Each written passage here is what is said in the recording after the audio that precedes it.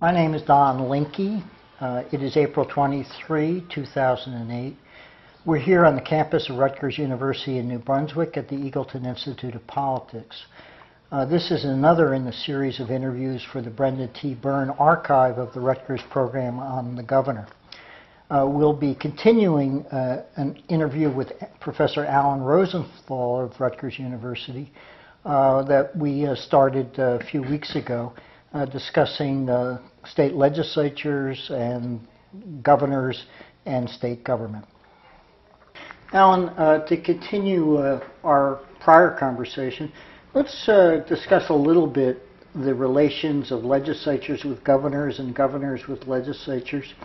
And are there any sort of general thoughts that you've had in studying this topic over the years? Yeah, I've had several thoughts about it.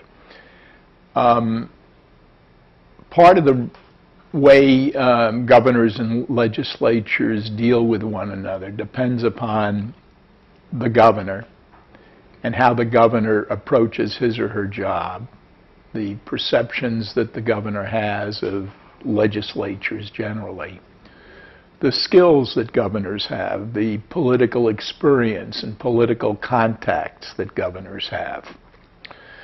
A second part depends upon the legislature, the partisan nature of the legislature and whether it's dominated by the same party as that of the governor, the nature of the leadership in the legislature, the culture of the legislature in terms of the legislature's sense of independence and its identity as a political institution. Now, having said that those are two of the determinants of how a governor and legislature deal with one another, let me say there are a bunch of other things that I won't go into now. I mean, the politics of the state has a lot to do with it. The mandate that the governor seems to have had in the last election, that is the plurality by which the governor won election, whether the governor is in a first or a lame duck term, the economic climate or the economic situation of the legislature, and on with, particular circumstances that will affect things. But just talking about the governor and the legislature, or really just as far as the governor is concerned, there are governors primarily, but not exclusively, primarily who come out of legislatures.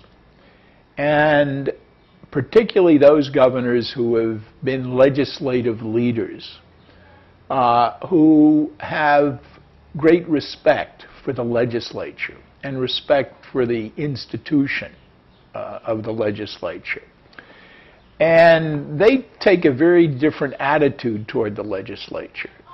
They appreciate that the job of the governor is to kind of work with the legislature, to build consensus within the legislature, recognizing that the legislature may come at things from a very different vantage point, and also acknowledging the legitimacy of that vantage point.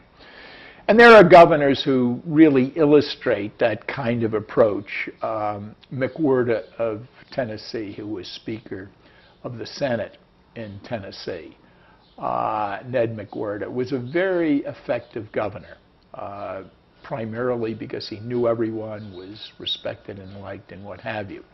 There are other, governors like that who come out of a legislative background, and that helps them. Not universally, not in, every circumstance. Jim Florio, for example, in New Jersey, came out of a legislative background in the New Jersey legislature and then in Congress, and I don't think had the same attitude toward the legislature as the kind of insider legislator governor. At the other extreme, there are governors who usually haven't been legislators, or if they've been legislators, they've been outsiders or mavericks or impatient with the legislative process. These are governors who have an agenda. They know what they want to get done, and they want to get it done the shortest way possible. It's not the means to the end that's important. That is the deliberation and the give and the take and the consensus building. For these governors, it's the end that's important. Jeb Bush in Florida was one such governor. And he steamrolled the legislature. He had loyal Republicans, particularly in the House, but even in the Senate. Jeb Bush didn't get everything he wanted, but he wasn't interested in the legislature's input unless he had to be interested in the legislature's input. Gary Johnson of New Mexico, a businessman background, came into become governor of New Mexico and didn't want to put up with the legislature, had very little use for the legislature, and wound up vetoing in a single year about 1,000 legislative bills.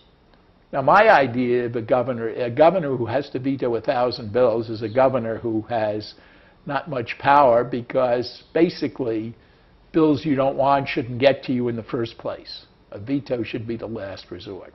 But in any case, so you've got these two polar opposites, the kind of arrogant, my way or the highway kind of governor, or you've got the kind of the legislative insider governor operating. Now, both governors get things done. It's just a different method of operation. And let me indicate something to you. I was just reading a biography of George Bush. And as governor, George Bush was, although he had never served in the legislature, he understood how to get things done. He had a Democratic legislature, conservative Democratic legislature, and he knew that the key man was the Lieutenant Governor, Bob Bullock. And he cultivated Bullock and made friends, personal friends with Bullock. And he was willing to, he had his ideas of what he wanted to get done, and he was willing to let the legislature take it and run with it. And he lost in his first term on one major issue. But generally, Bush, knew how to deal with the legislature, and he, dealt with it through personal relationships. He seemed to respect the legislature and the people in the legislature. He's had a very different attitude, it would seem, toward Congress, toward the Democratic Congress that he has now, or even toward the Republican Congress that he did have. Now, having said all of that, let me also indicate that a lot of the relationship is determined by the legislature, and particularly the legislature that is controlled by the same party as that of the governor. New Jersey is an example, I guess, when the New Jersey legislature is controlled by Democrats and the governor is a Democrat. The great tendency has been in the past to sort of go along with the governor. There are reasons why a legislature of the same party would go along with the governor, reasons beyond agreeing on philosophy or agreeing on a particular issue. The reasons are, political. They're all members of the same party team. They all have, ambitions in common. They all want their party to win. If these legislators are running at the same time with the governor at the head of the ticket, the legislators certainly don't want to embarrass somebody who is going to be their ticket head. It might cost them votes, and in a rare instance, it might cost somebody an election. So there are great incentives for legislators to be loyal to a governor of their own party. However, there are legislatures that have a kind of a a culture of independence. They somehow, over the years, have gotten the idea that they're a co-equal branch of government. And they don't accept anything that the governor sends their way, whether it's a governor of the opposite party or a governor of their own party. I mean, Massachusetts is an example of such a legislature. And the Massachusetts legislature has manhandled not only Republicans, but also Democratic governors. And I think it's sort of an equal opportunity legislature, meaning governors of both parties have the same opportunities to collaborate with the legislature. And I don't know how that spirit gets imbued, but it tends to be there or not be there. I think in New Jersey, that kind of independence has not really occurred as it has in other states like Massachusetts, or I think even in Maryland, where there's a very strong governor, there's that spirit of some independence. There's certainly a spirit of independence in Ohio, and there has been, for the last 25 or 30 years that, I've observed. There is certainly a spirit of independence in Colorado. So you've got large states, small states, eastern states, southern states, western states that all have that spirit of independence or don't have it. In New Jersey, I think basically we've had a legislature that has been loyal to a governor of its own party. I think in New Jersey, the emphasis of the legislature has been, let's get it done. Let's get it done and go home.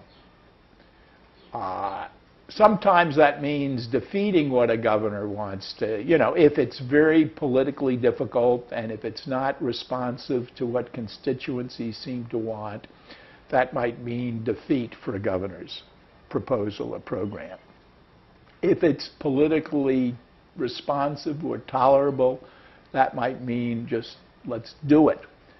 And I think generally this is the way, and I think the New Jersey legislature during the Florio years, when they really sort of rolled over and played dead on the income tax and the sales tax increases, is an example of a legislature that might have, kind of done more kicking and screaming and more modification than it did. Now, one of the reasons, it seems to me, why the New Jersey legislature has never really developed, recently, however, I think under the new leadership, and Joe Roberts and Dick Cody, there is that spirit of independence that seems to be arising, where the legislature is insisting that it also has a way to do things. And I think that came property tax relief, when the legislature kind of put that together.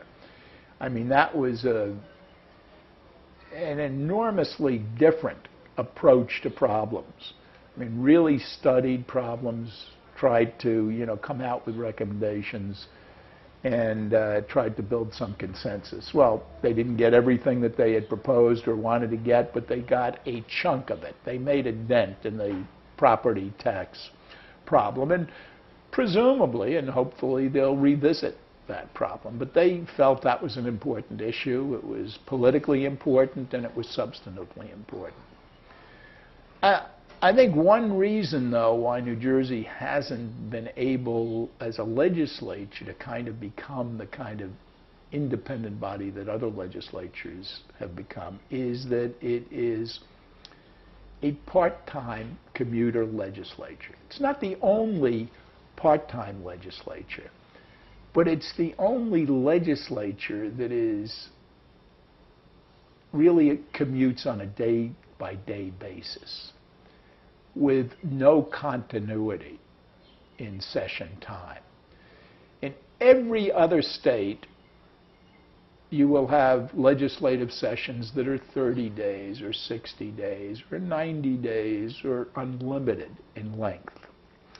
And the normal calendar is for legislators to come into town on a Monday evening and meet on Tuesday, Wednesday, and Thursday, go back to their districts on Friday. And as the session approaches sine die adjournment, the legislators will spend 5 or 6 or 7 days in the Capitol trying to, get rid of the agenda and resolve conflicts.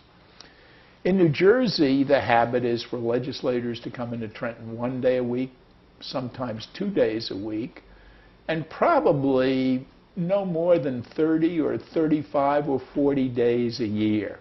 And that's probably a high number where they're actually in Trenton, in committee meetings or in legislative sessions. Now, even the very part-time citizen legislators spend more than 30 days a year in the state capitol. There's no continuity of effort in New Jersey. You're kind of in Trenton, and then you go home at 6 o'clock. And it's a state where everybody can commute and get, to the northernmost part or the southernmost part of the state in 2 or 2.5 hours from Trenton. In other states, people will be there for 3 days running. They get their head in legislation. They're thinking about legislation. I think in New Jersey, the main thoughts are about the constituency, about politics. The center of gravity in the New Jersey legislature is the district office and the district of the legislator. Legislators don't have offices in the Capitol unless they're leaders. And they spend their time, they spend their time around the district for the most part and, earning a living on outside employment. So I think they've never had an opportunity to coalesce and to sort of develop a kind of a legislative culture. In the old days, some of that was done through extracurricular activities. Members who hung around Trenton and went to Lorenzo's or other watering holes and who were supported by the lobbyist largesse, and they met together. And there was some kind of a culture that developed because they were together, after the session. They were always doing business. They were always talking politics or legislation or whatever. But now, with new ethics rules and, kind of members who want to get home, you don't have that kind of bringing together that you had 30 years ago or 20 years ago.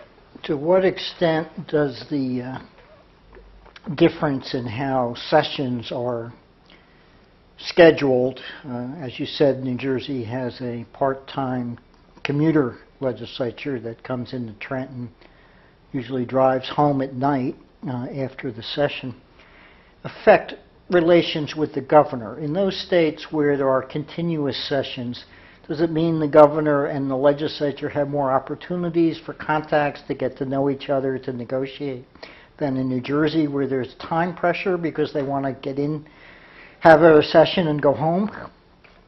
Well, I would think that it makes relationships a little more difficult. I mean, obviously, the leaders are in Trenton more than 1 or 2 days a week.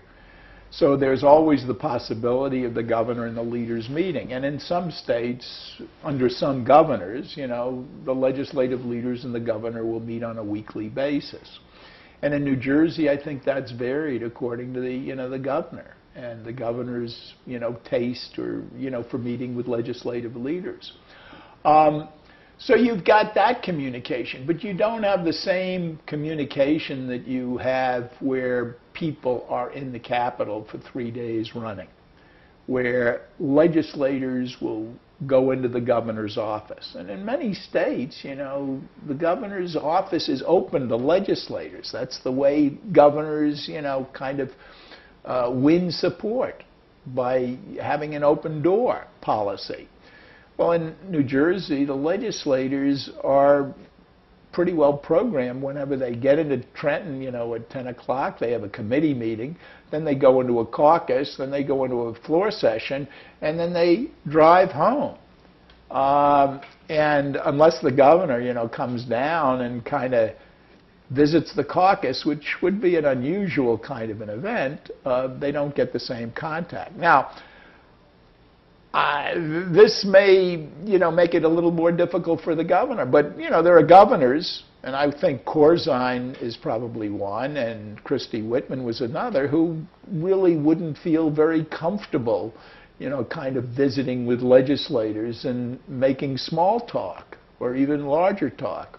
So not every governor wants to do this, but I think a governor who has got a touch is better off with legislators who are around. And I think at the same time, the legislature is better off if they're around more. So I don't see it as a zero-sum game, that if the legislature is there more, the governor is disadvantaged or the legislature is disadvantaged. I think if the legislature is there more, they're presumably doing more work, which is not necessarily a bad thing. There's more study that goes on, more deliberation that goes on, more politics that goes on, and I think that is useful.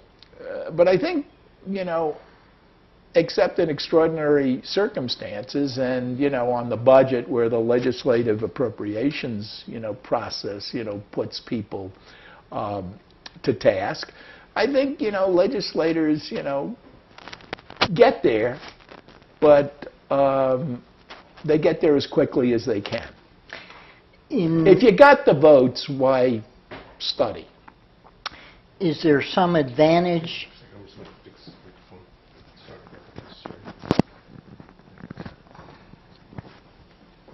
Okay. We still running? Yeah. Is there an advantage in a system like New Jersey in that the time pressure for each session forces a schedule where the leaders presumably say, well, we're going to get this done today, either get through these bills on the board or accomplish this or move legislation now. We're in a state where the session is for, say, 2 to 3 months. They can say, well, we'll get to it tomorrow. We'll let it slide a little bit. There's no question about it. It's not how much time, it's how you use time.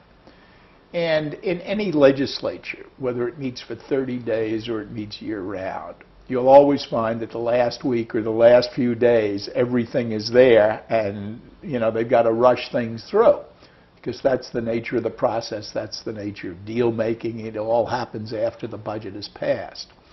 But I would say that a legislature needs sufficient time to study issues, to deliberate, and to, kind of mark up bills and to review bills. And I don't know how much time that is, and it's not the same amount of time on each issue. I suspect it probably is more time than New Jersey gives to it.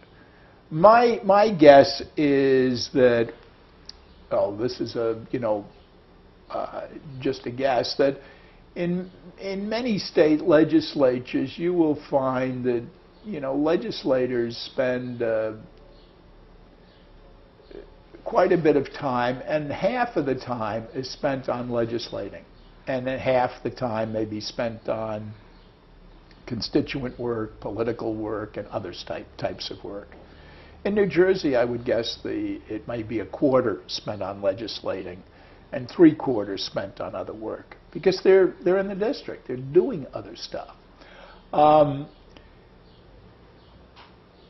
The question is, what is the objective of the legislature? Now, if you see the objective of the legislature or the governor and the legislature to pass a particular program, then it doesn't matter how much time you devote to it. Just get the votes and pass it.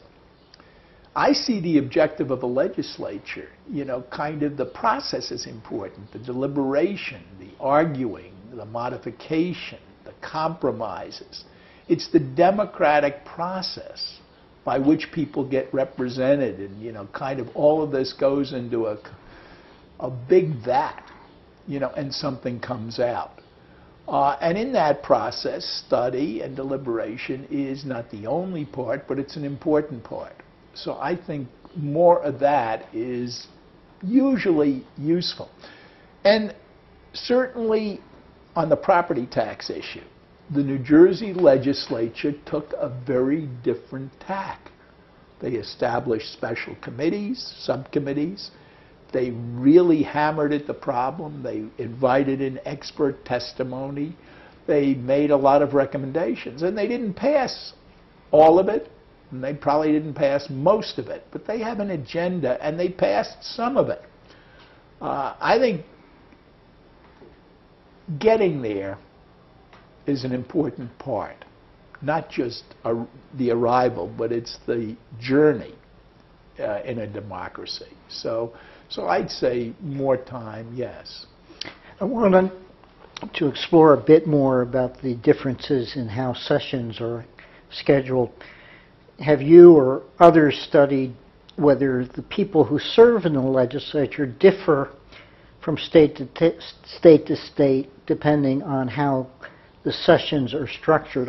In New Jersey, for example, many, if not most of the legislators have other jobs or careers which they can pursue because they're in Trenton for usually a maximum of 2 days a week.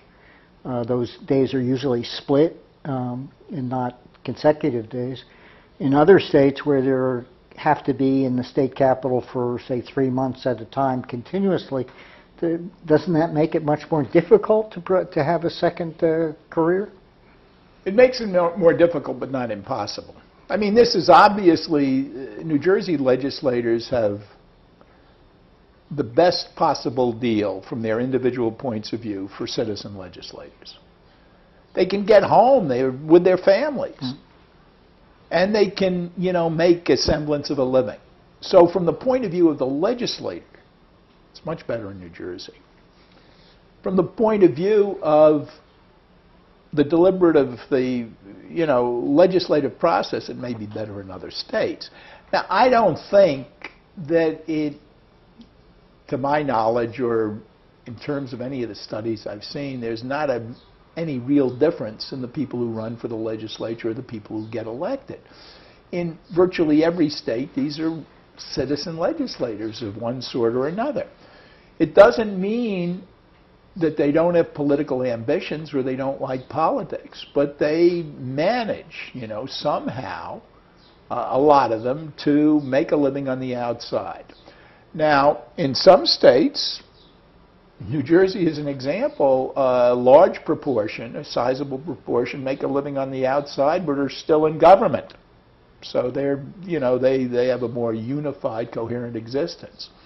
In other states, you'll find, many lawyers, businessmen, and lawyers, can be in large firms if they're going to do this. They've got to go into their solo practices or with a partner, and they've got to reach an understanding that they're not going to be available that much of the time. Well, people who want to serve in public office, people who like politics, people who, want to do good, people who seek power, they're willing to make these sacrifices of income and career to serve in the legislature. And that happens, everywhere. I think increasingly, and it's a small increase, you're getting people who have independent income and don't have to work on the outside. In any legislature, I think you'll find that about a quarter of the members, and California more because they get, substantial income from their, legislative compensation. But in any legislature, you'll find about a quarter of the members who really don't have outside jobs. Their spouses work, and many women have male spouses who work, or they've given the business to their sons and daughters to run, or they're retired, or they've just got independent wealth that they got the old-fashioned way they inherited. So, but you'll still find, anywhere from about 2/3 to 3/4 who are picking up some sort of income on the outside. And they're sacrificing income because you can't make as much income on the outside usually working part-time and not being available as you can working full-time. whether you're lawyers or insurance salespersons or automobile dealers or whatever, you're sacrificing outside income. And you're doing it because you like politics. You like being a legislator. I wanted to pursue the subject of the differences in gubernatorial style in dealing with legislatures from a bit different perspective. Some governors are known as great compromisers, willing to negotiate, to talk, and to develop consensus. Others seem to feel more comfortable in saying, this is what I think is right, this is the bill that I think makes the most sense, and maybe a bit extreme, but take it or leave it. I want my bill, and please don't fiddle with it too much. Any anecdotes or examples of those styles? And is there any, I assume there's nothing that's a better style than the other, but any examples come to mind? No, I'm trying to... Well, I guess one example I remember is the way Brendan Byrne dealt with his Pinelands legislation in the legislature, basically resisting much change, and which I think was typical for quite a bit of his legislative program. I think that's unusual. I think most governors are willing to see things change. But as I was talking about the kind of the style, or the approach, if a governor has no real regard for the legislature, by some governors, is seen as an obstacle. Parochial, kind of all over the place, political, responsive to the pandering to the public.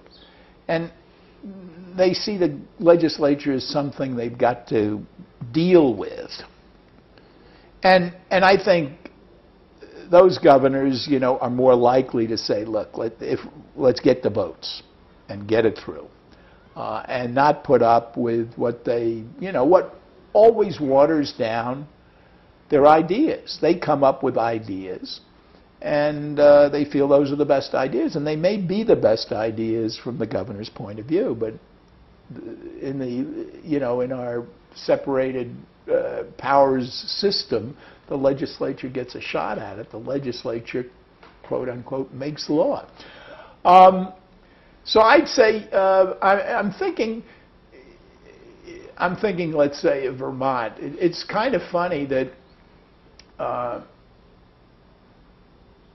think governors like Madeline Kunin or Howard Dean both pretty much knew what they wanted and, pushed it ahead in the legislature. They didn't get everything they wanted, but they took this approach. The most intellectually powerful governor, a Republican governor, Dick Snelling, just sort of everybody respected him, but he invited legislative participation.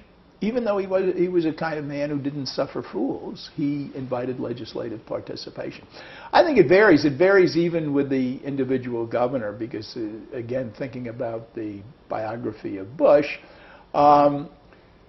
generally he let everything, he let the legislature, kind of mess with his stuff. He had to.